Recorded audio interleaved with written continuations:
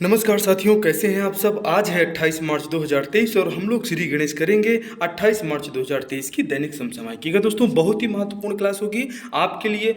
कोई भी एग्जाम में आप बैठने जा रहे हैं तो परीक्षा के पैटर्न के अनुरूप इस समसामयिक और सामान्य अध्ययन ये तैयार किया गया है हमारी टीम के द्वारा। बेहद ही महत्वपूर्ण होगा, आपको क्लास को एंड तक देखना है। दोस्तों हम आपको सब कुछ बताएंगे, इन गोल्डन गर्ल्स के भी बारे में बताएंगे जिन्होंने भारत की आन बान शान को बढ़ाया है और जिन्होंने जो है स्वर्ण पदक हासिल किया है। दोस्तों समसामयिकी और राज्य दर्शन भी होगा, इसमें स्टैटिक जीके भी मिलेगा, कुछ भी नहीं छूटने वाला है। दोस्तों आइए देखते हैं क्या है महत्वपूर्ण आज की सुर्खियां। और दोस्तों चैनल पे नए हैं तो सब्सक्राइब कर लीजिए और टेलीग्राम पे जुड़ जाइए, वहां से आपको पीडीएफ इसका मिल जाएगा। दोस्तों आइए देखते हैं पहली न्यूज क्या है। गेटवे ऑफ इंडिया से लहरों के विपरीत दिशा में तैरकर 16.20 किलोमीटर एलिफेंटा केव्स पहुंचने वाले दुनिया के पहले व्यक्ति बने आईपीएस कृष्णा। देखिए कितना जोश और जुनून है इनके अंदर कि गेटवे ऑफ इंडिया से लहरों के विपरीत। आदमी एक बार नदी के लहर में आराम से तैर लेता है भाई साहब, लेकिन लहरों के विपरीत तैरना, वो भी 1-2 किलोमीटर नहीं, लगभग 16 किलोमीटर।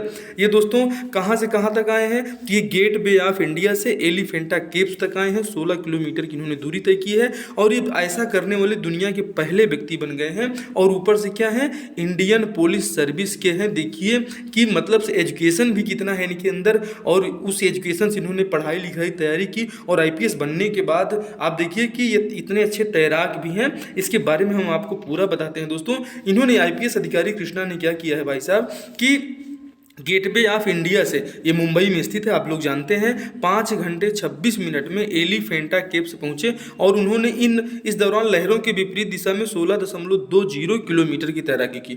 उन्होंने इसका वीडियो भी शेयर किया और उन्होंने कहा दोस्तों कि आज मैंने एक चुनौतीपूर्ण काम किया और मैं काम करने वाला दुनिया का पहला शख्स बन गया हूँ। बिल्कुल सही बात है, आप दुनिया के पहले शख्स नहीं, आप हमारे भारत के लिए बिल्कुल आदर्श हैं कि पढ़ाई के बाद आपने यूपीएससी क्वालिफाई किया और यूपीएससी क्वालिफाई करके आप इतने अच्छे तैराक हैं।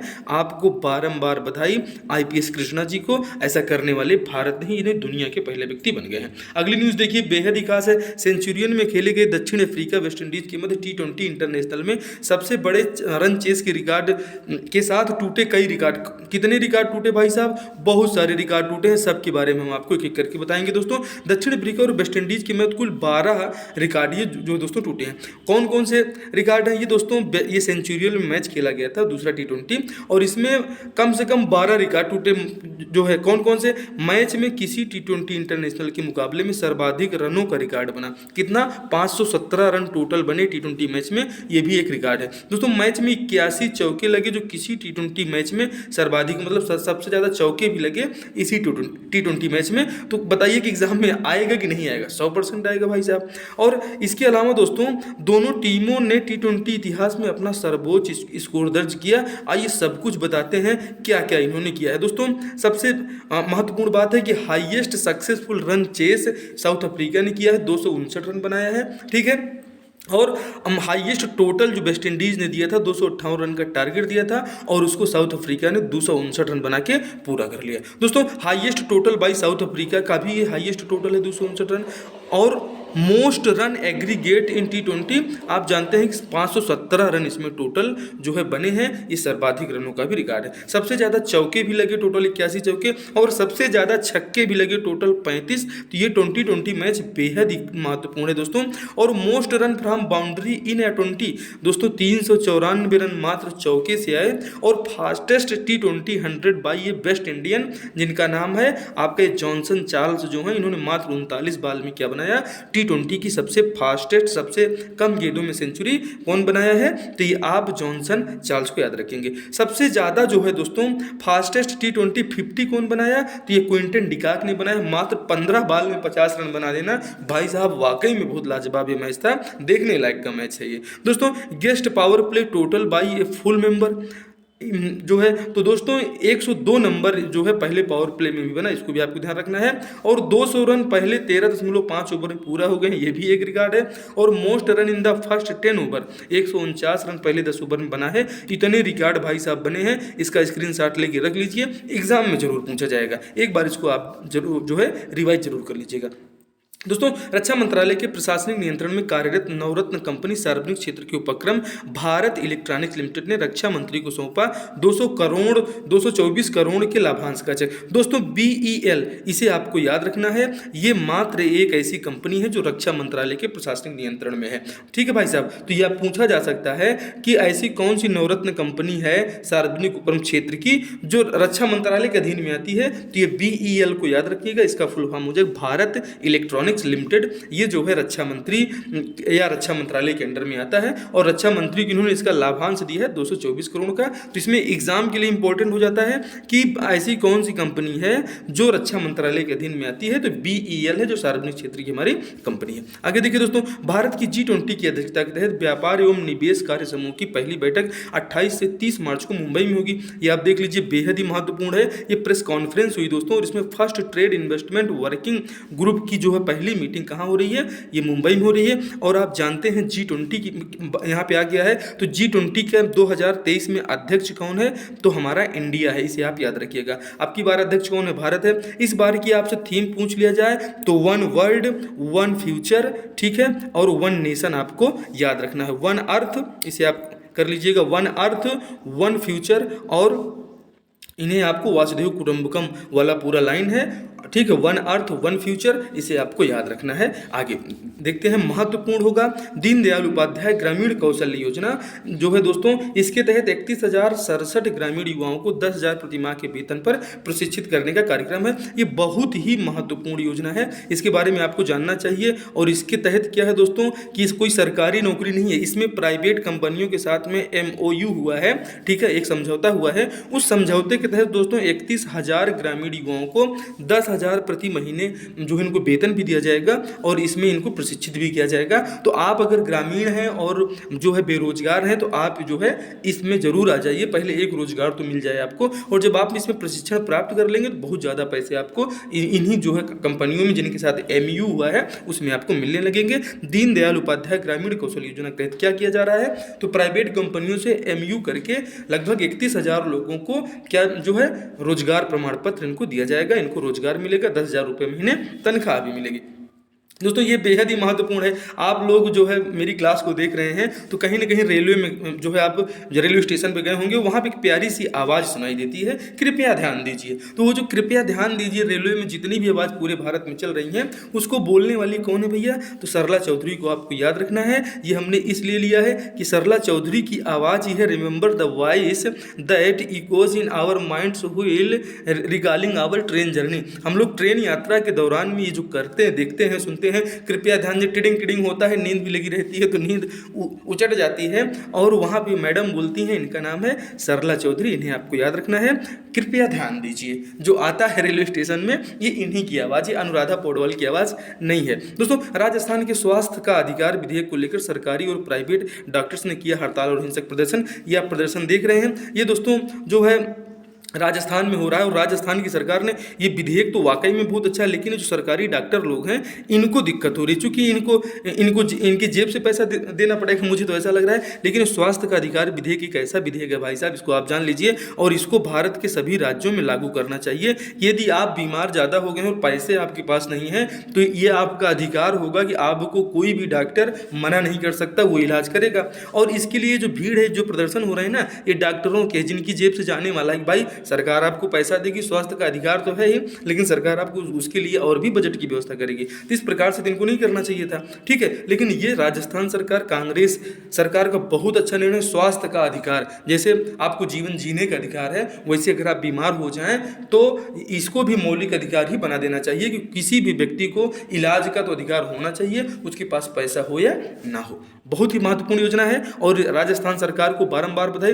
राजस्थान की बात आ गई है तो राजस्थान के मुख्यमंत्री आप जानते हैं अशोक गहलोत हैं, इन्हें आपको याद रखना है, ठीक है। अशोक गहलोत जी को आपको याद रखना है। यहाँ सरकार कौन सी पार्टी की है, तो यहाँ पे कांग्रेस पार्टी की सरकार है, ठीक है, जिसके जो है मुखिया को जो है अभी क्या किया गया है, उनको लोकसभा से बहिष्कृत कर दिया गया। दोस्तों, राजस्थान सरकार द्वारा नागरिकों के लिए महत्वाकांक्षी योजना स्वास्थ्य का अधिकार विधेयक कब पारित किए गए, पूछा जा सकता है। राजस्थान की की परीक्षाओं के अलावा भारत की सभी परीक्षाओं में पूछा जा सकता है। ये बहुत ही महत्वपूर्ण विधेयक है और जो व्यक्ति इसके बारे में जानेगा जरूर चर्चा करेगा। ये एक छोटे से जो हमारे अंतिम लाइन में खड़े व्यक्ति के लिए अधिकार है। जैसे जीवन जीने की आज़ादी है, वैसे स्वास्थ्य का अधिकार भी अगर लोगों को मिल जाता तो बहुत ऐसे लोग हैं जो पैसे के अभाव में इलाज नहीं करा पाते, उनकी मृत्यु हो जाती है, वो जो है दोस्तों ये ख़त्म हो जाएगा। और इसको भारत सरकार को जरूर करना चाहिए। राजस्थान कांग्रेस सरकार ने जैसे किया वैसे जो है पूरे देश को करना चाहिए, केंद्र को भी। और इस प्रश्न का ऑप्शन 1 सही उत्तर हो जाएगा। 21 मार्च को स्वास्थ्य का अधिकार विधेयक पारित किया गया,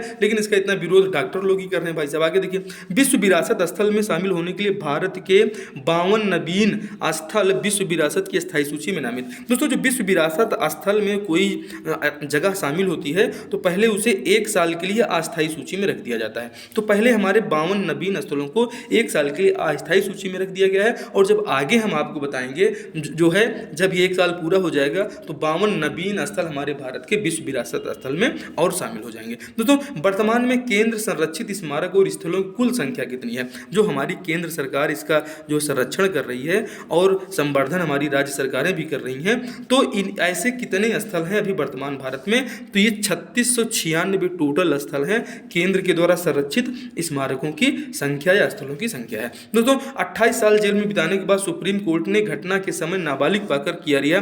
अनमोल जीवन के 28 साल बंदी बनाकर रखने का जिम्मेदार कौन? भाई साहब एक व्यक्ति हैं, इनके बारे में आपको बता देते हैं। सुप्रीम कोर्ट ने फांसी की सजा पाने वाले चेतर राम चौधरी नामक एक शख्स को तत्काल रिहा करने के लिए कहा। भाई साहब 28 साल तो इस सरकार ने कैद में रख दिया इसको, और इसकी जिम्मेदारी किसकी है? इसमें हुआ क्या था दोस्तों, ये 1994 की घटना थी जिसमें एक गर्भवती महिला को 6 लोगों ने मिलकर हत्या किया था। और उसी हत्या में जो है दोस्तों ये तब इनकी उम्र मात्र 12 साल थी और इनको भी जो है मुकदमे में नामित कर दिया गया था। और ये बेचारे चेतर राम चौधरी 28 साल जो है अपने जीवन का जेल में बिता दिए। और जो है चूंकि ये नाबालिग थे और नाबालिग होने के कारण इनको जो है सजा से मुक्त किया गया है, इनको छोड़ने का आदेश सुप्रीम कोर्ट ने दिया है। लेकिन ये 28 साल की जो है बंदी जीवन जो इसने बिताया है इसके लिए जिम्मेदार कौन है? मैं तो सरकार से यही निवेदन करूंगा, उस समय इस मामले के जो विवेचक पुलिस अधिकारी थे उन विवेचक अधिकारी को इस 28 साल के बदले में इसके जीवन का वो क्या दे पाएंगे? क्या वो अपने जीवन का 28 साल दे पाएंगे?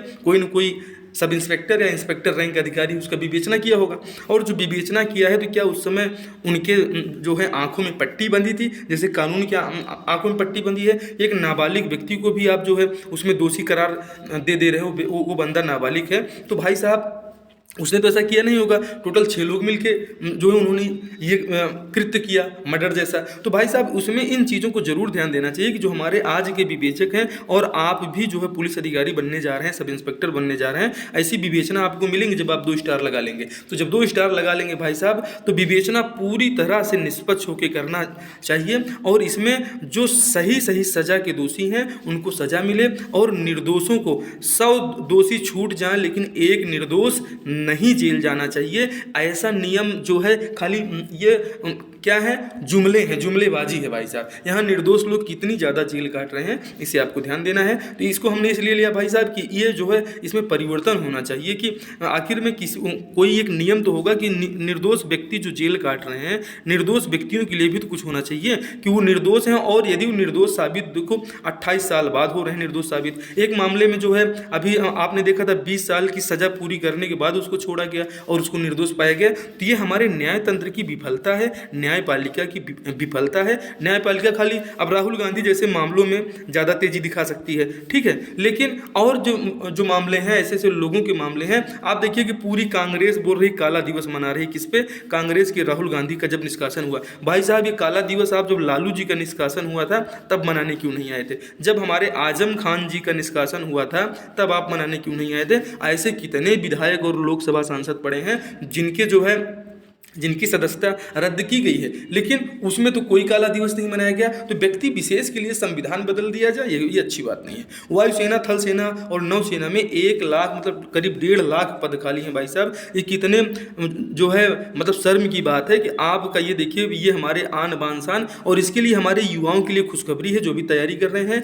कि देखिए वायुसेना, थल सेना और नौसेना में 1.5 लाख पद खाली हैं। अगर आप अभी से अपनी तैयारी शुरू कर देते हैं और लगातार लगातार जो है आप तैयारी अपनी बनाइए, तो निसंदेह इस 1.5 लाख पद को सरकार को आज नहीं तो कल इसको निकालना पड़ेगा, क्योंकि देश की सुरक्षा से खिलवाड़ नहीं किया जा सकता। एक बार ये जो है प्राइवेट सेक्टर्स में भर्ती नहीं कर सकते, लेकिन ये सेक्टर ऐसा है यहाँ करना पड़ेगा, नहीं तो आप अंदर कुछ करने लायक के इस देश की सीमा के अंदर कुछ करने लायक के रहेंगे ही नहीं जब कोई दूसरा देश कब्जा कर लेगा। ठीक है, तो वायुसेना, थल सेना, इस सेना में जो है 1.5 लाख पद खाली है, इसमें तैयारी करना चाहिए दोस्तों। ये सबसे महत्वपूर्ण है और आज का एकदम लल्लन टॉप ये जो क्वेश्चन है, और ये 100% एग्जाम में आने वाला है। ये हमारी 4 गोल्डन गर्ल हैं, इनके बारे में हम बताएंगे। भारत की दोस्तों देखिए, दिल्ली में आयोजित हुए विश्व महिला मुक्केबाजी चैंपियनशिप में भारत की नीतू घनघस, लवलीना बोरगोहेन, स्वीटी बुरा और निखत जरीन ने जीता स्वर्ण पदक। जो है देखिए दोस्तों, इनको आप एक बार देख लीजिए एकदम दिल से, ये हमारी शेरनियां हैं और इन शेरनियों ने, ये आप स्वीटी बुरा को देख रहे हैं, ठीक है, नीतू घनघस भी हैं, लवलीना बोरगोहन भी हैं, इन सभी लोगों को देख रहे हैं। और देखिए कि जो सबसे ज़्यादा वेट में ये हमारी स्वीटी बुरा जीती, इन्होंने 75 से 81 किलोग्राम में जीता है। आप लवलीना बोरगोहन को भी देखिए, ठीक है, इन सभी के बारे में आपको जानना है। ये हमारी 4 शेरनियाँ हैं। निखत जरीन को आप देख रहे हैं, ठीक है, स्वीटी बुरा को देख रहे हैं, और उसके बाद लवलीना बोरगोहन को देख रहे हैं, उसके बाद नीतू घनघस को भी आप देख पा रहे हैं। तो इन्होंने जीता है विश्व मुक्केबाजी चैंपियनशिप में जो है स्वर्ण पदक। ये आयोजन कहाँ पे हुआ भैया? तो इसका आयोजन हुआ था हमारे दिल्ली में। इसे आपको थोड़ा सा याद रखना है कि विश्व मुक्केबाजी चैंपियनशिप 2023 का आयोजन कहाँ हुआ था? तो दिल्ली में हुआ था, इसे आपको याद रखना है। और इसी में हमारी 4 जो है शेरनिया, नीतू, लवलीना, स्वीटी और निखत जरीन ने जीता है 4 स्वर्ण पदक, इसे आप याद रखिएगा। और ये हमारे देश की आन बान शान के लिए एक बार हमारी तरफ से भी बहुत बहुत बधाई, वर्ल्ड चैंपियंस। ये देखिए दोस्तों, बहुत ही खास न्यूज, कहाँ की न्यूज है भैया? तो कूनो राष्ट्रीय उद्यान की न्यूज है। ये हमारी वाकई में रियल शेरनी है, ठीक है, जिसे शेरनी कहते हैं, ये वाकई में रियल शेरनी है और इसकी मृत्यु हो गई है। ये वही शेरनी है जो नामीबिया से भारत लाई गई मादा चीता सासा का किडनी संक्रमण के चलते जो है दोस्तों इसकी मृत्यु हो चुकी है। और ये शेरनी अब इस दुनिया में नहीं रही जो नामीबिया से लाई गई थी। इसका हुआ क्या दोस्तों, किसी किडनी का संक्रमण हुआ था इसमें, और इसका इलाज भी नामीबिया में किया गया, और नामीबिया वाले इसी को भेज दिए कि जाओ तुम भारत में जो है एक बार दिखा गया। ये देखिए क्या शेरनी है भाई साहब, ये शेरनी बेचारी अब इस दुनिया में नहीं रही। और ये एग्जाम में आएगा, कौन सी शेरनी की मृत्यु हुई है जो नामीबिया से लाई गई थी? उसका नाम है सासा, ठीक है, सासा की मृत्यु हो गई है। आगे देखिए, इंडिया सॉफ्ट के 23वें संस्करण का आयोजन दिल्ली में किया गया। दोस्तों ये इंडिया जो सॉफ्ट है, ये प्रोग्राम बहुत महत्वपूर्ण होता है। इसमें हमारी सुश्री अनुप्रिया पटेल जो केंद्रीय वाणिज्य एवं उद्योग मंत्री हैं, इनके द्वारा इसका उद्घाटन किया गया। दोस्तों आइए हम देखते हैं आगे क्या है खास। दोस्तों मध्य प्रदेश के कूनो नेशनल पार्क में नामीबिया से टोटल कितने चीते लाए गए थे? टोटल 8 चीते लाए गए थे। अभी 7 बचे हुए हैं, एक की क्या हो गई है? मृत्यु हो गई है, जिसका नाम सासा था। ठीक है भाई साहब। एयर इंडिया के मुख्य कार्यकारी अधिकारी कौन है भाई साहब? तो हमने इस कैंपबेल का, चूंकि इनका नाम ही कैंपबेल है, तो कैंपबेल विल्सन को हमने लिया, चूंकि इससे हमारे स्वतंत्रता आंदोलन की यादें ताज़ा हो रही थी और ये उस अंग्रेज की हमें याद आ रही थी, इसलिए हमने इसको लिया। और एयर इंडिया के मुख्य कार्यकारी अधिकारी कौन है? Wilson Campbell. क्या नाम है भाई साहब? Campbell Wilson. ठीक है। अमृत भारत स्टेशन योजना अति महत्वपूर्ण, एकदम स्टार लगाइए भाई साहब, एग्जाम में आएगा, 100% छपेगा, इसको लिख लीजिए, ये छपने वाला सवाल है। दोस्तों अमृत भारत स्टेशन योजना के तहत रेलवे स्टेशनों को विश्व स्तरीय बनाए जाने हेतु कुल कितने रेलवे स्टेशन का चयन किया गया? तो 1275, जिसमें आप अपने अपने राज्य का याद रखिएगा। और हम आपको छत्तीसगढ़ का बताते हैं कि छत्तीसगढ़ के 32 रेलवे स्टेशनों को इसमें शामिल किया गया है, जिनको विश्व स्तरीय सुविधा प्रदान की जाएगी, विश्व स्तरीय इंफ्रास्ट्रक्चर वहाँ पे बनाए जाएंगे।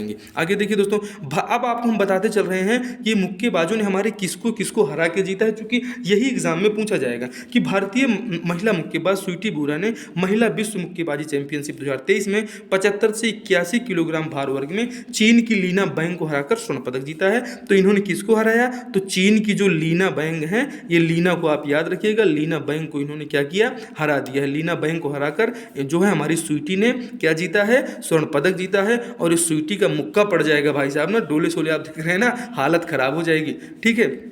अब ये देख लीजिए लवलीना बोरगोहेन। दोस्तों लवलीना बोरगोहेन ने 75 किलोग्राम भार वर्ग में पहली बार जीता है वर्ल्ड चैंपियनशिप में गोल्ड मेडल, और ये ऑस्ट्रेलिया की कैटलिन पार्कर को हराया है। तो कैटलिन पार्कर, आपको नाम याद रखना है, कैटलिन पार्कर को हराकर लवलीना बोरगोहेन जीती हैं। और चीन वाले जो है किसको हराकर? चीन की लीना बैंग को हराकर जीती हैं स्वीटी बुरा। इन्हें नाम आपको याद रखना, एग्जाम में आने वाले हैं। आगे देखते हैं दोस्तों, सात्विक साईराज, रंकी रेड्डी व चिराग शेट्टी ने भारतीय बैडमिंटन जोड़ी ने स्विस ओपन 2023 2023 के ये दोस्तों मेंस डबल के फाइनल मैच में चीन के ये जियांग और कियांग को याद रखिएगा, इनको हराकर जो है साल का पहला BWF खिताब जीत लिया है, इसे आपको याद रखना है। ये है हमारे सात्विक और चिराग की जोड़ी। ये सात्विक और चिराग ने मिलकर क्या किया है दोस्तों, तो अपने नाम किया 5वां वर्ल्ड टूर का खिताब। सात्विक चिराग ने जीता स्विस ओपन मेंस डबल्स का खिताब, इसे आपको याद रखना है। ये 100% एग्जाम में आता ही है। और आप अभी तक तो आप विदेशियों को याद करते थे, लेकिन अब भारत के सात्विक और चिराग की जोड़ी को याद कर लीजिएगा।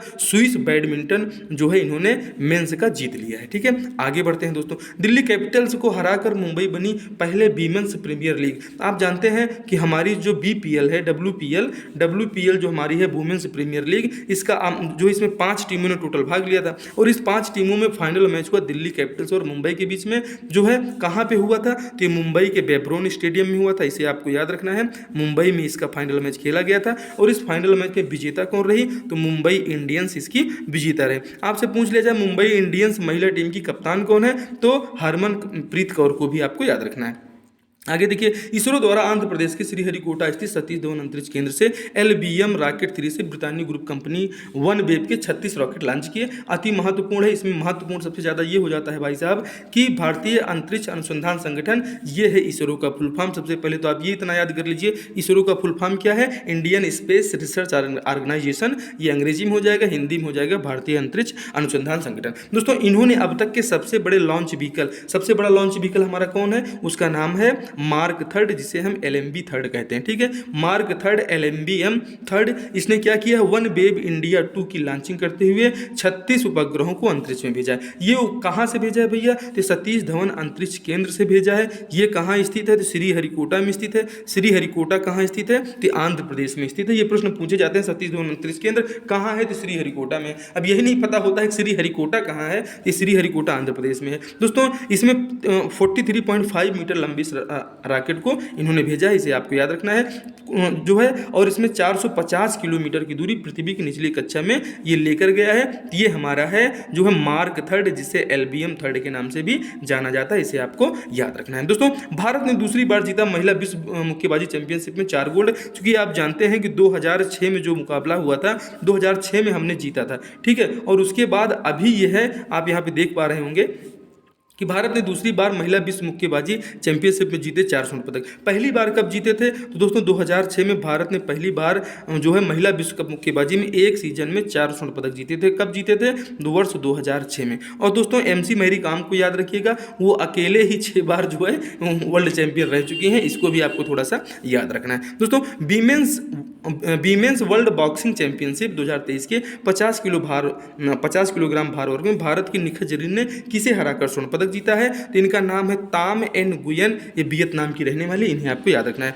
दोस्तों टोक्यो ओलंपिक में इनग्रिड बैलेंसिया ने हमारी मैरी कॉम को जो है निराश कर दिया था और इनको मैरी कॉम को हरा दिया था। तो वही है इनग्रिड बैलेंसिया, ये कोलंबिया की रहने वाली हैं दोस्तों। और इनको हराया है हमारी निखत जरीन ने, इसे आप थोड़ा सा ध्यान रखिएगा। और इनग्रिड बैलेंसिया ने किसको हराया था, टोक्यो ओलंपिक में हरा दिया था किसको, हमारी MC मैरी कॉम को इसने हराया था। ठीक है, और इसका बदला पूरा हुआ। इसको हराने वाली हमारी शेरनी कौन सी है, निखत जरीन को आपके याद रखना है, जो मुक्का घुमा के दिया है कि इनकी हालत खराब हो गई है भाई साहब। आगे देखते हैं, भारतीय रेलवे की घोषणाओं के पीछे किसकी आवाज़ रहती है, कृपया ध्यान दीजिए। ये दोस्तों लता मंगेशकर, राधा पौडवाल, सरला चौधरी या दीपांशी तिवारी, तो ये सरला चौधरी की आवाज़ है, कृपया ध्यान दीजिए। आने वाली ट्रेन कितनी है, ये 4 घंटे लेट चल रही है भाई साहब। ये सबसे ज़्यादा सुन के खराब लगता है इनकी आवाज़ में, जब बताती हैं कि ट्रेन जो है 5 घंटा लेट है, 10 घंटा लेट है। बाकी तो इनकी आवाज़ बहुत सुरीली है, सरला चौधरी से सुरीली तो रहेगी ही, और इनकी ही आवाज़ पूरे भारतीय रेलवे जो है बजा रहा है, सुना रहा है। हैदराबाद के निजाम की सेना, जिसका नाम था इसका रजा कर्स, ये जो है वाकई में ये रजा कर्स जो ये राजा के निजाम की सेना थी, ये बहुत बदतमीज सेना थी। इसने क्या किया कि मात्र भारत का मात्र 2.5 फीट का झंडा फहराने के कारण इसने 200 लोगों को क्या किया था, 200 लोगों को मार दिया था, उनकी हत्या कर दी थी। तो इसी हैदराबाद के निज़ाम को खदेड़ा गया था और इसकी सेना ने आत्मसमर्पण किया था 17 सितंबर 1948 को। और इसी दिन को हम मनाते हैं क्या, हैदराबाद मुक्ति दिवस। आपको याद रखना है हैदराबाद मुक्ति दिवस कब मनाया जाता है, तो ये 17 सितंबर को मनाया जाता है। हैदराबाद के निज़ाम भारत में नहीं शामिल होना चाहते थे, ये इनकी एक अपनी अलग रियासत थी और ये स्वतंत्र ही रहना चाहते थे। उसी रियासत में जो है और भी कुछ खास है उसके बारे में बताएंगे। आइए देखते हैं आगे। दोस्तों रोहतांग दर्रा के बारे में जान लीजिए। रोहतांग दर्रा क्या है। रोहतांग दर्रा दोस्तों यह उत्तराखंड के पीर पंजाल में स्थित है और इसे लाशों के ढेर के उपनाम से भी जाना जाता है। रोहतांग दर्रा कहाँ है, तो उत्तराखंड मतलब यूके में है। दोस्तों सिपकिला दर्रा कहाँ है, ये शिमला मानसरोवर तिब्बत राजमार्ग को जोड़ता है, ये भी आपको यहीं पे मिलेगा उत्तराखंड में। बाड़ा लाचा दर्रा भी कहाँ मिलेगा, ये भी आपको इसी उत्तराखंड में मिलेगा। तो उत्तराखंड के 3 दर्रों को आपको याद रखना है जो कि अति महत्वपूर्ण है, और इसके बाद हम बताएंगे उत्तराखंड के और कौन कौन से दर्रे महत्वपूर्ण हैं जो आपको याद रखना है। दोस्तों कंप्लीट जीएस और आपका समसामयिकी की क्लास है, आपको पूरा देखना है, एंड तक देखना है। ऐसा कुछ भी नहीं है जो आपके एग्जाम में आने वाला हो वो छूट जाए, ठीक है। वो सब कुछ मैं डेली लेकर आ रहा हूँ। आप चैनल पे नए हैं तो सब्सक्राइब कर लीजिए और डेली ये करंट अफेयर की क्लास जरूर देखिए, आपके एग्जाम के लिए बहुत महत्वपूर्ण है। आपको जो है आगे देखिए कि बाड़ा लाचा, सिपकिला और रोहतांग दर्रा ये कहाँ है, तो ये सब उत्तराखंड में है। इसमें पूछा जाता है शिमला मानसरोवर तिब्बत राजमार्ग को जोड़ने वाले दर्रे के बारे में बताएं, तो शिमला तिब्बत मानसरोवर की जो हम लोग यात्रा करते हैं ये तिब्बत से होकर सिपकिला दर्रा, इसे आपको याद रखना है, ठीक है। सिपकिला दर्रा से ही शिमला मानसरोवर तिब्बत राजमार्ग है, इन्हें आपको याद रखना है। आगे देखिए भाई साहब, हाल ही में गोरता शहीद स्मारक कहां स्थापित किया गया, अति महत्वपूर्ण क्वेश्चन है। इसका संबंध निम्न में से किससे है भाई साहब, तो जो मैं अभी आपको बता रहा था 2.5 फीट का तिरंगा फहराने के कारण निजाम की सेना जिसे रजाकर्स कहते हैं, मई 1948 में 200 लोगों को मौत के घाट उतार दिया था। और इस निजाम को तो खदेड़ ही दिया गया भारत में, भारत से इनको खदेड़ दिया गया और भारत में अंतिम में इनकी सेना ने समर्पण कर दिया, भाई अब हम नहीं लड़ पाएंगे। और जो है उसी दिन से हम हैदराबाद मुक्ति दिवस मनाते हैं। जलियांवाला बाग हत्याकांड ये 13 अप्रैल 1919 को हुआ था, इसे आपको याद रखना है। कहां पे हुआ था, तो 13 अप्रैल 1919 आपको याद रखना है, ठीक। 1919 को हुआ था। कहां हुआ था, तो अमृतसर में हुआ था। क्या हुआ था, तो जनरल डायर ने जो है गोलियां चलवा दी थी और उसने अपने बयान में कहा कि हम तो तोप भी लेके गए थे, लेकिन वहां जगह इतनी सकरी थी कि तोप हमारी वहां पे घुस नहीं पाई। नहीं वो जलियांवाला बाग हत्याकांड और जो है नृशंस हत्याकांड होता। काकोरी ट्रेन एक्शन आप जानते हैं। ग्वालियर टैंक मुंबई भारत छोड़ो आंदोलन क्या है, तो भैया भारत छोड़ो आंदोलन कब हुआ था, आप जान लीजिए 1942 में हुआ था। और महात्मा गांधी ने इसी में कहा था करो या मरो।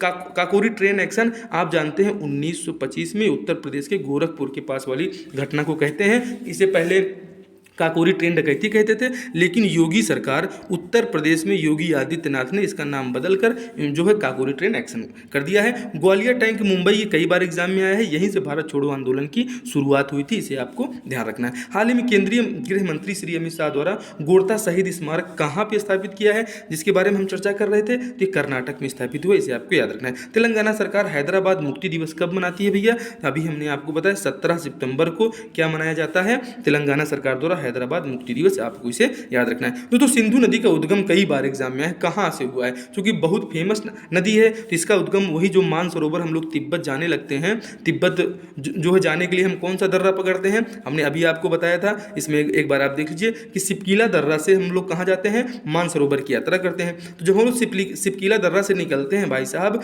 तो वही सिपकिला दर्रा के पास में ये जो मानसरोवर झील है, तिब्बत का पठार वहाँ पे पड़ता है। और तिब्बत जाने के लिए मानसरोवर झील से हम लोग निकलते हैं और सिपकिला दर्रा का रास्ता पकड़ लेते हैं। यही सिपकिला के रास्ते हम लोग कहाँ चले जाते हैं, मानसरोवर की यात्रा करते हैं। और यहीं पे सिंधु नदी का उद्गम स्थल है, मानसरोवर झील के पास तिब्बत के पठार से सिंधु नदी का उद्गम हुआ है। सिंधु नदी कुल लंबाई 2900 किलोमीटर है, इसे आपको याद रखना है। भारत में मात्र 1114 किलोमीटर है। और दोस्तों सिंधु की सबसे बड़ी सहायक नदी है जो हमारे पुराणों में जिसे अस्किनी के नाम से जाना जाता था, उसे चिनाब नदी कहते हैं। और सबसे महत्वपूर्ण हो जाता है कि हाल ही में चिनाब नदी पर क्या बना है, दुनिया का सबसे ऊंचा पुल, इसे आपको याद रखना है, ठीक है। दुनिया का सबसे ऊंचा पुल किस नदी पर है, तो चिनाब नदी पर है। पूछ लिया जाए कहां पर है, तो यह है जम्मू कश्मीर में। और चिनाब नदी का ही प्राचीन नाम क्या है, अस्किनी था, ठीक है। और ये अस्किनी नदी किसकी है, सिंधु की सबसे बड़ी सहायक नदी है। ये एग्जाम में आया हुआ क्वेश्चन है, इसे आप थोड़ा सा याद रखिएगा। आगे बढ़ते हैं। हाल ही में किस देश ने चीनी प्रभाव के कारण ताइवान को एक स्वतंत्र देश मानने से इनकार कर दिया। हम सभी लोग ताइवान को एक स्वतंत्र देश मानते हैं, लेकिन एक दक्षिण अमेरिकी देश है जिसका नाम है होंडुरास। ठीक है, इस होंडुरास ने क्या कहा है कि भाई हम एक चीन को मानते हैं जो है, और ताइवान चूंकि चाइना का ही पार्ट है इसलिए हम नहीं मानेंगे। दोस्तों हुआ क्या था इसके बारे में थोड़ा सा मैं आपको बता देता हूँ। आप हिस्ट्री वाली क्लासेस भी हमारी जरूर देखिए, उसमें हमने इन चीज़ों को बताया था कि जब चाइना 1948 में इनके यहाँ जब युद्ध छिड़ गया था भाई साहब, ये युद्ध की बात है, इनके यहाँ आंतरिक कलह ये सब हो रहे थे, तो इसमें एक पार्टी जो थी, एक पार्टी जो है भाग के कहाँ चली आई, तो इधर ताइवान वाले क्षेत्र में चली आई, और उसके जो मेन लीडर थे, उसके जो ग्रुप के दूसरे सदस्य थे, उन लोग चाइना में ही रह गए। अब इन्होंने यहाँ आके अपनी सरकार बना ली। चूंकि ये दो गुट थे, दोनों नेता एक ही साथ जो है चीनी क्रांति में लड़ाई लड़ रहे थे, लेकिन बाद में दोनों लोग अलग हो गए। ये अपनी सेना लेके जो है कहाँ आ गए, ताइवान चले आए, और ये जो है चाइना भी वर्तमान में जो है ये स्थित है।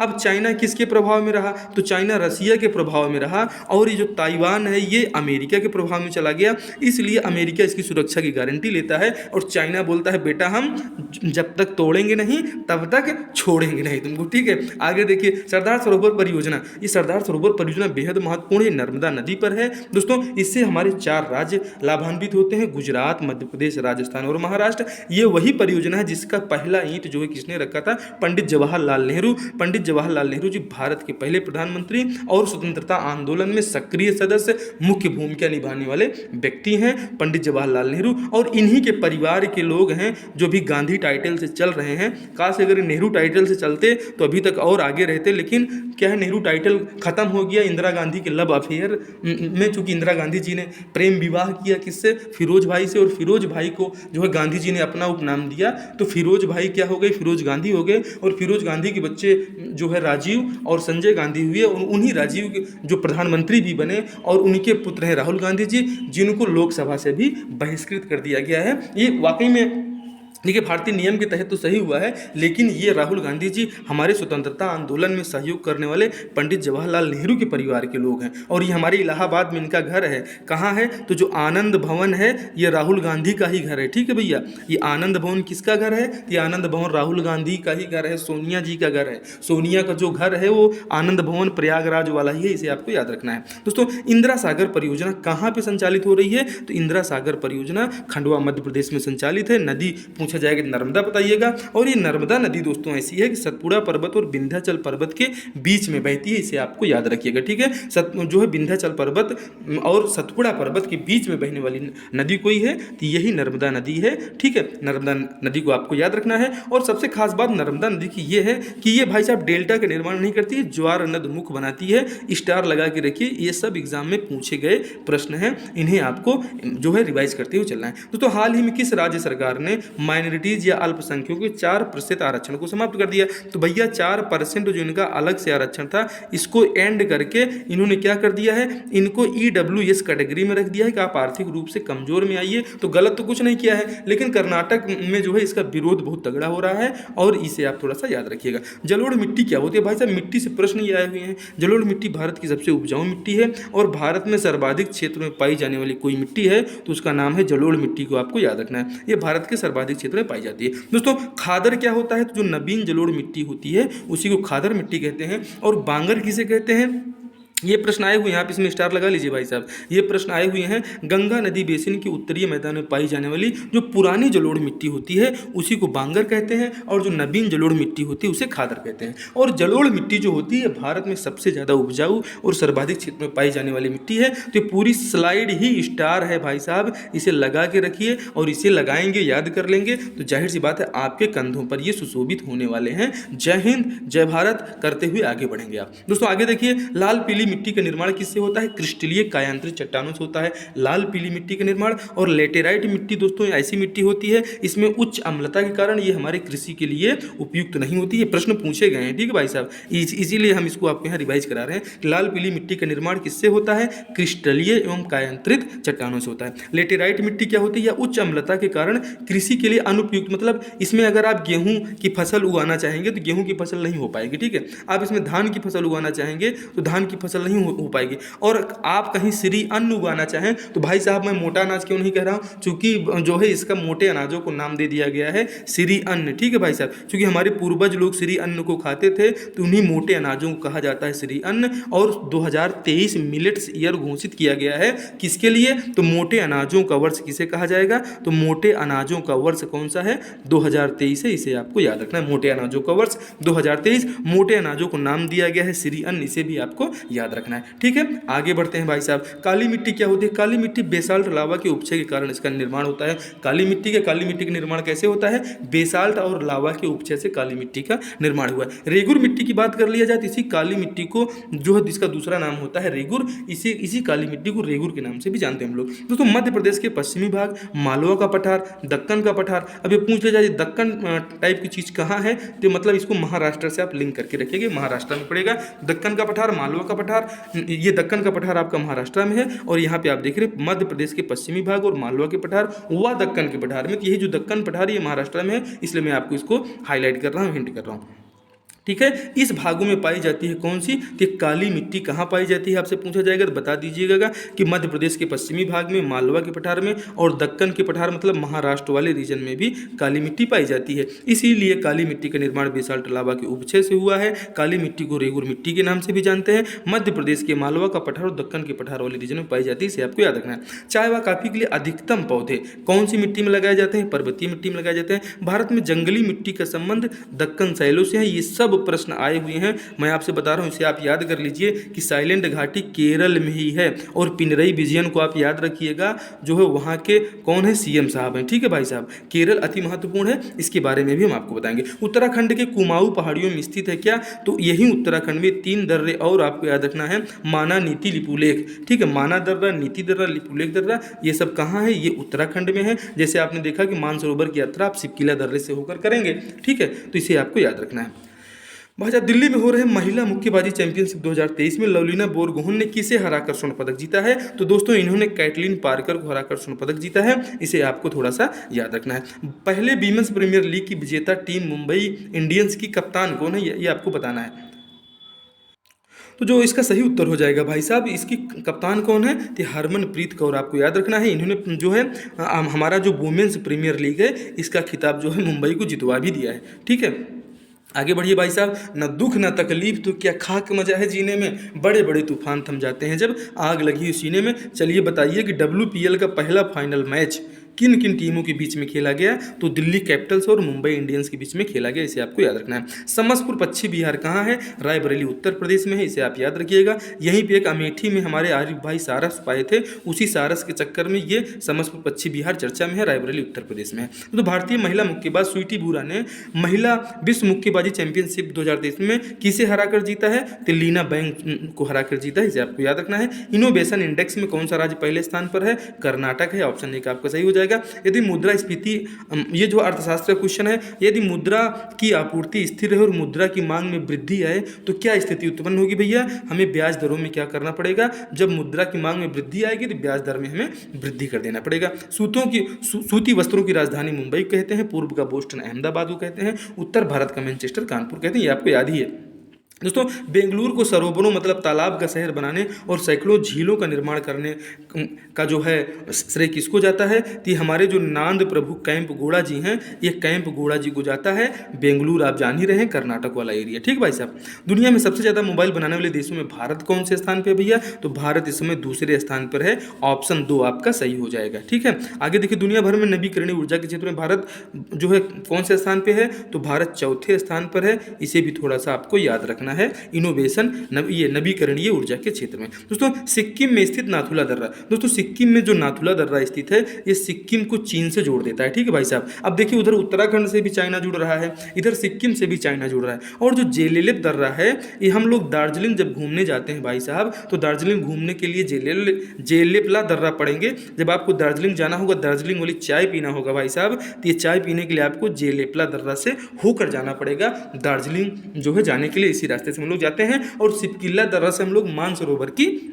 यात्रा करते हैं जो तिब्बत को जोड़ता है, इसे आपको याद रखिएगा। और सिक्किम को चीन से जोड़ने वाला दर्रा कौन सा है? नाथुला दर्रा, इसे याद रखें। नाथुला दर्रा कहाँ पे है? तो ये जो है सिक्किम में है। और जे लेपला दर्रा भी कहाँ है? तो ये भी सिक्किम में स्थित है, इसे आपको ध्यान में रखना है। दोस्तों प्रत्यय क्या होते हैं? कई बार एग्जाम में हिंदी के भी क्वेश्चन आ जाते हैं भाई साहब। प्रत्यय शब्द नहीं होते, शब्दांश होते हैं, और प्रत्यय हमेशा किसी शब्द के अंत में आते हैं। ठीक है भाई साहब, हमेशा अंत में आएंगे, और ये मूल शब्द के अंत में रहते हैं। मूल शब्द मतलब जिसे आप धातु कहते हैं, जिसे आप क्रिया कहते हैं, ये जो है उसी क्रिया को जो है मूल शब्द कहा जाता है। और ये व्याकरण के स्वरूप को परिवर्तन कर देता है। कैसे परिवर्तित करता है हम आपको बताते हैं। प्रत्यय क्या होते हैं? क्रिया के अंत में आते हैं। दोस्तों प्रत्यय क्या है?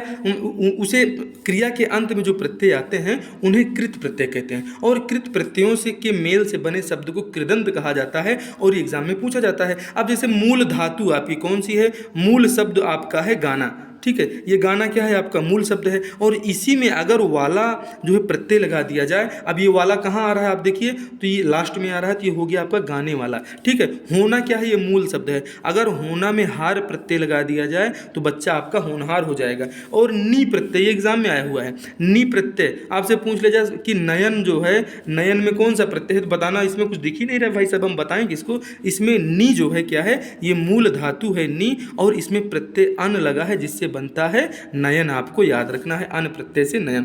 ती प्रत्यय क्या है? अब ये शक्ति है ना, ये शक प्रत्यय जब जुड़ेगा ती में, मूल धातु है, तो आपको लग जाएगी शक्ति, लक्ष्मण शक्ति। ठीक है भाई साहब, तो ती मतलब ती में ये आप, मैं बता रहा हूं कि ये वाला, हार, अन, अक, शक, ये सब क्या है? ये प्रत्यय हैं। और उसमें भी प्रत्यय में भी कृत प्रत्यय के उदाहरण हैं। और इन शब्दों को क्या कहा जाएगा? इन्हें कृदंत शब्द कहा जाएगा। और ये जो वाला, हार, अन, शक हैं, ये सब क्या है? ये कृत प्रत्यय हैं, और ये इसकी मूल धातु है, इसे आपको याद रखना है। आइए बता देते हैं चलते चलते उपसर्ग क्या होता है। दोस्तों उपसर्ग उस शब्दांश को कहते हैं जो किसी शब्द के पहले आकर उसका विशेष अर्थ प्रकट करता हो। जैसे क्या है, कहाँ पे आएगा? उसके पहले आएगा। जैसे उप है, ठीक है, तो उप मतलब क्या होता है इसका? उप का मतलब होता है समीप, और सर्ग का मतलब होता है सृष्टि करना, मतलब नज़दीक आके कुछ नया जो है बनाना। तो ये क्या करेगा? उपसर्ग हमारा कुछ नया बना देगा। क्या क्या नया बनाएगा हम आपको बता रहे हैं, ऐसे बहुत शब्द हैं। ये हमारी जो मूल धातु बन है, बन में अगर अन प्रत्यय जोड़ दिया जाए, अब देखिए अन कहाँ आ रहा है? अन आगे आता है, मतलब उपसर्ग क्या होता है? शब्द के पहले जुड़ता है और प्रत्यय शब्द के बाद में जुड़ता है। तो आप ये देखिए बन जो है, ये बन में जब अन प्रत्यय जुड़ जाएगा तो क्या हो जाएगा? अनबन आपकी हो जाएगी। ठीक है, ठीक है, अनबन कब होगी? जब सबसे पहले तो आप बन है, बन मतलब घर आपका बनता है, बन गया है। ठीक है, तो ये बन तो क्या है? मूल धातु हो गई। अब इसी मूल धातु में जब अन प्रत्यय ये उपसर्ग जुड़ जाएगा तो क्या हो जाएगा? अनबन हो जाएगी। हार क्या है? पहले तो आप फूलों का हार भी से समझ सकते हैं, ठीक है, लेकिन जब इसी में प्र जुड़ जाएगा, प्र उपसर्ग, तो आपके ऊपर क्या हो जाएगा? प्रहार हो जाएगा। ठीक है भाई साहब, आपने जो है एक सिद्धि प्राप्त की है किसमें? एक सिद्धि आपने प्राप्त की है आयुर्वेद चिकित्सा में, लेकिन उसी में हम प्रा जोड़ दें तो आपको आयुर्वेद चिकित्सा में प्रसिद्धि मिल जाती है, इसे आपको याद रखना है। और जो मोटर कार आप चलाते हैं भाई साहब, तो ये कार है, और इसी कार में जब उप लग जाता है तो आप किसी व्यक्ति के ऊपर उपकार करने लगते हैं। ये हमने उपसर्गों की चर्चा की और प्रत्यय की चर्चा की। कंप्लीट जीके जीएस हम आपको देके जा रहे हैं। 22 वर्षीय नीतू घनघस ने महिला विश्व मुक्केबाजी चैंपियनशिप 2023 में 45 से 48 किलोग्राम भार वर्ग में किसे हराकर जो है स्वर्ण पदक जीता है? तो इन्होंने लुत्से खान अल्तांग सेत्सेंग मंगोलिया के रहने वाले हैं, इन्हें आप हराकर जीता है। लुत्से खान आपको याद रखना है, लुत्से खान अल्तांग सेत्सेग को हराकर जो है जीता है। और इनग्रिड कोलंबिया जो है दोस्तों, ये कोलंबिया के रहने वाली है इनग्रिड, इन्हें आपको याद रखना है। स्वीटी बूरा को आप जानते हैं कि इन्होंने भी स्वर्ण पदक जीता है, और लवलीना बोरगोहन ने भी स्वर्ण पदक जीता है विश्व मुक्केबाजी चैंपियनशिप 2023 में। इससे पहले हमने आपको बताया था। दोस्तों भारत के स्पेस सेक्टर में कर्नाटक की भागीदारी कितनी है? 25% है। डिफेंस एयरक्राफ्ट में हर 100 में से 75 एयरक्राफ्ट कर्नाटक में बनते हैं। और नम्मा बेंगलुरु हब्बा महोत्सव एक होता है, ये भी इसका आयोजन कर्नाटक में किया जाता है। दोस्तों आइए देखते हैं राज्य दर्शन में हम लोग बिहार को एक बार फिर से रिवाइज करते हैं। दोस्तों एकदम चलते चलते बहुत ही जल्द करेंगे। बिहार का आप नक्शा देख रहे हैं। ये दोस्तों बिहार दिवस कब मनाया जाता है? ये 22 मार्च को बिहार दिवस मनाया जाता है। और जो है बिहार के बारे में पूरा बताएंगे। दोस्तों बिहार के पहले मुख्यमंत्री 1946 से 1961 तक श्री कृष्ण थे। और दोस्तों ये बिहार जो है ब्रिटिश काल में बंगाल का हिस्सा हुआ करता था। जो है जॉर्ज पंचम का जब आगमन हुआ था तो 12 दिसंबर 1911 को उन्होंने बंगाल से विभाजित कर एक नया राज्य बिहार बनाए जाने की घोषणा की, जिसमें उड़ीसा उड़ीसा और झारखंड शामिल था, लेकिन 12 दिसंबर को क्या होता है, ये 12 दिसंबर को अभी घोषणा हो रही है। ठीक है भाई साहब, इसे आप याद रखिएगा। फिर इसके बाद क्या होता है, 22 मार्च 1912 को बंगाल से अलग करके बिहार को एक नया प्रांत बना दिया जाता है, जिसमें झारखंड और उड़ीसा शामिल रहते हैं। झारखंड कब अलग हुआ, इसके बारे में भी हम आपको बताएंगे। 1935 में बिहार से उड़ीसा को अलग कर दिया जाता है।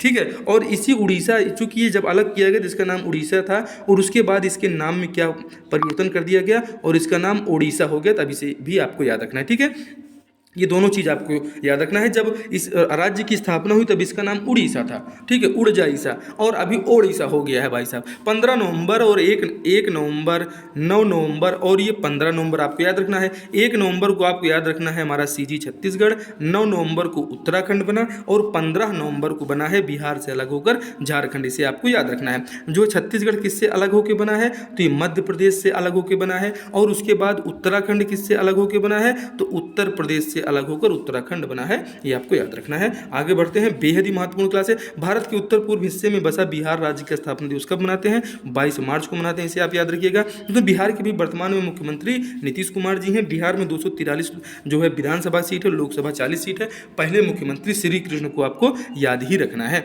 दोस्तों, जैन धर्म के संस्थापक कौन थे, महावीर जैन थे। महावीर जैन का जन्म कहाँ हुआ था, तो कुंडग्राम वैशाली जिला बिहार, कुंडग्राम में हुआ था। वैशाली जिला है और राज्य बिहार है। ठीक है भाई साहब, इसे आपको याद रखना है। दोस्तों, ये सब प्रश्न ऐसे ही डायरेक्ट पूछ लिए जाते हैं। जैन धर्म के संस्थापक कौन है भैया, तो महावीर जैन आपको बता देना है। और अगर आपसे पूछ लिया जाए कि जो है ये पावापुरी नालंदा क्या है, इसके बारे में भी बताएंगे। सारनाथ काशी के भी बारे में बताएंगे। संगमराज प्रयाग के बारे में भी हम आपको बताएंगे। देखिए, सबसे पहले आप जान लीजिए कि जैन धर्म के संस्थापक महावीर जैन का जन्म जो हुआ था वो बिहार में हुआ था। तो जैन धर्म के लिए तो बिहार एक महत्वपूर्ण स्थल हो गया, लेकिन बौद्ध धर्म के लिए भी बिहार एक महत्वपूर्ण स्थल है। आप देखिए, जैन धर्म के संस्थापक महावीर जैन को मोक्ष की प्राप्ति कहाँ हुई थी, इनको मोक्ष कहाँ मिला है भैया, तो इनको मोक्ष मिला है पावापुरी नालंदा बिहार में। मतलब इनका जन्म भी बिहार में हुआ।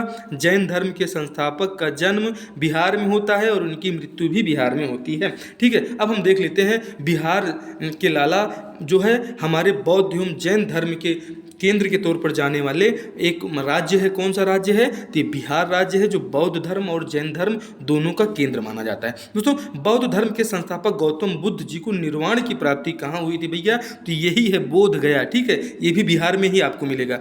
दोस्तों, हम आपको बताएंगे दो धर्म तो हमने आपको बताया भैया। सिख धर्म का संबंध भी बिहार से बहुत पुराना है। ठीक है, आपको हम बताएंगे सिख धर्म का जो है स्थापना और जन्म ही हमारे मतलब बिहार से तीन धर्मों का उदय हुआ, बौद्ध, जैन और सिख धर्म का। इसके बारे में हम आपको बिल्कुल प्रमाण दे रहे हैं, आप देखते चलिए। बौद्ध धर्म के संस्थापक गौतम बुद्ध ने इनको निर्वाण की प्राप्ति कहाँ हुई, तो इनको निर्वाण की प्राप्ति बोधगया बिहार में हुई। पहला उपदेश इन्होंने कहाँ दिया था, तो यही सारनाथ वाराणसी में दिया था। अब ये आप आ चुके हैं उत्तर प्रदेश में। ठीक है, और कुंडलबल कश्मीर, त्रिपुरी मध्य प्रदेश के बारे में भी हम बताएंगे। दोस्तों, पहले देख लीजिए आप, चीन के साथ व्यापार हम किस किस मार्ग से करते हैं। हमारा नाथुला दर्रा से करते हैं जो सिक्किम में है, सिपकीला दर्रा से करते हैं जो हिमाचल प्रदेश में है, और लिपू लेख दर्रा से करते हैं हम चीन के साथ व्यापार। एग्जाम में आया हुआ है कि आपको जो है 4 दर्रों के बारे में दे दिया जाएगा और एक का उसमें आपको बेमेल रहेगा, उसका मिलान करने के लिए दिया जाएगा। उसमें जो है आपका नाथुला, सिपकीला, लिपू लेख तो रहेगा ही रहेगा, एक डिफरेंट दर्रा रहेगा जिसे आपको बताना होगा। नाथुला दर्रा कहाँ है, सिक्किम में है। सिपकीला दर्रा कहाँ है, हिमाचल प्रदेश में है। लिपू लेख दर्रा कहाँ है, तो उत्तराखंड में है। इसे आपको याद हो गया होगा। गुरु गोविंद सिंह का जन्म कब हुआ था भाई साहब, तो गुरु गोविंद सिंह का जन्म 22 दिसंबर 1666 को हुआ था। कहाँ पे हुआ था, तो पाटलिपुत्र बिहार मतलब पटना में हुआ था। ठीक है, जो बिहार की राजधानी है। पटना साहिब जिसे हरिमंदर साहिब गुरुद्वारा के नाम से जाना जाता है। हरिमंदर साहिब गुरुद्वारा, इसका निर्माण किसने कराया था, तो महाराजा रणजीत सिंह ने कराया था। पटना साहिब को और किस नाम से जाना जाता है, तो यहाँ पे हमने आपको क्वेश्चन भी दे दिया, हरिमंदर साहिब गुरुद्वारा। सिख धर्म के 10वें एवं अंतिम गुरु गुरु गोविंद सिंह का जन्मोत्सव या प्रकाश पर्व इस साल किस क्रम का आयोजित किया गया, तो भैया ये 350वां प्रकाश पर्व था। ठीक है, ये 350वां प्रकाश पर्व था। कौन सा, ये जन्मोत्सव प्रकाश पर्व है। ठीक है, ये गुरु गोविंद सिंह सिख धर्म के जो है 10वें और अंतिम गुरु थे। सिख धर्म के 10वें एवं अंतिम गुरु गुरु गोविंद सिंह का जन्म कहाँ हुआ था, तो ये पटना बिहार में हुआ था। और इसी पटना को पाटलिपुत्र के नाम से जानते हैं और बिहार की राजधानी क्या है, तो पटना है। इसे आपको याद रखना है। इसलिए सिख धर्म, बौद्ध धर्म और जैन धर्म के लोग बिहार से बहुत ज़्यादा आकर्षित रहते हैं। ठीक है, यांगयाब दर्रा कहाँ पे है भैया, तो अरुणाचल प्रदेश से जो ब्रह्मपुत्र नदी है ये भारत में प्रवेश करती है यांग्याप दर्रा के माध्यम से, और बोमडीला दर्रा भी यहीं अरुणाचल प्रदेश में स्थित है। थोड़ा सा इसे भी आपको याद रखना है। दोस्तों, चिलैया समिति का संबंध किससे है? कर सुधार से है। विजय केलकर का संबंध जीएसटी से है। 1 जुलाई को हम लोग क्या मनाते हैं? जीएसटी डे मनाते हैं, आपको इसे याद रखना है। और आर एन मल्होत्रा का संबंध बीमा सुधार से है। दोस्तों, ये क्लास बेहद ही महत्वपूर्ण है, कल का रिवीजन भी हम देखेंगे। आपको 1 से 2 बार इसका रिवीजन करना है और डेली क्लास को अटेंड करना है। दोस्तों, आदिवासियों की, अब देखिए कल का रिवीजन, आदिवासियों की अपनी भाषा में पहला समाचार बुलेटिन बस्तर संभाग की किस स्थानीय भाषा में शुरू किया गया है? तो ये हल्बी भाषा में शुरू किया गया है। बस्तर कहां पड़ता है भैया? तो बस्तर छत्तीसगढ़ में पड़ता है। छत्तीसगढ़ के बस्तर एक संभाग ही है। जगदलपुर फेमस इसका मुख्यालय है, इसे आप याद रखिएगा। दोस्तों, गोंडी, कुरुखू, छत्तीसगढ़ी, ये सब यहीं छत्तीसगढ़ में बोली जाने वाली है। और छत्तीसगढ़ी तो बहुतायत मात्रा में बोली जाती है, लेकिन जो आदिवासियों की मेन बोली है हल्बी, गोंडी, कुरुखू, ये भी है। और इसी हल्बी में दूरदर्शन द्वारा इसका प्रसारण दिल्ली से होगा। कहां से होगा? दिल्ली से होगा। और हल्बी का समाचार बुलेटिन ये साप्ताहिक आएगा, ठीक है। सप्ताह में एक दिन आपको पूरे भारत की न्यूज़ से जोड़ा जाएगा, जिसका प्रसारण हल्बी में होगा। ये छत्तीसगढ़ के आदिवासियों के लिए अति महत्वपूर्ण है। हाल ही में संयुक्त राष्ट्र जल सम्मेलन 2023 का आयोजन कहाँ किया गया? तो संयुक्त राष्ट्र जो है, चूँकि आप जानते हैं कि 22 मार्च को क्या मनाते हैं? विश्व जल दिवस। और इसी जल दिवस के मौके पर जो है दोस्तों, संयुक्त राष्ट्र जो मुख्यालय न्यूयॉर्क में है, यहीं पर किया गया इसका आयोजन। दोस्तों, ये क्लास बेहद ही महत्वपूर्ण है। कैसी लगी 28 तारीख? आप डेली हमारी क्लासेस पे आइए, डेली अटेंड करिए और अपना थोड़ा सा प्यार देते हुए जाइए कि चैनल को सब्सक्राइब करिए और लोगों में शेयर कीजिए जो पढ़ने लिखने वाले लोग हैं, और इनके बीच में हमारी इन क्लासेस को पॉपुलर कीजिए। कंटेंट बेहद ही दमदार है। चैनल को ग्रो करने में हमारा सहयोग कीजिए। जय हिंद, जय भारत।